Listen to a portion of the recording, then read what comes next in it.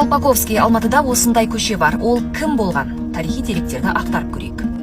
1870 жылдар қазақ жеріне ресейден шаруалар қоныс аудара бастады. Жетісуға келген қоныстанушыларға жер бөлініп, салықтан босатылды. Қоныстандыру саясатының басы қасында генерал Колпаковский тұрды. Ол 1867 жылы Жетісу облысының алғашқы әскери губернаторы болды. Енді Колпаковскийдің өзінің жазғанын тыңдаңыз. Орыс қоныстарының көбеюі Жетісу өлкесінің орыстануына және оның біртіндеп байырға орыс губернияларымен кірігіп, тұтасып кетуіне ықпал етеді. Бұл саясаттың Жетісудағы салдары туралы Илья Шансүгіров былай жазды.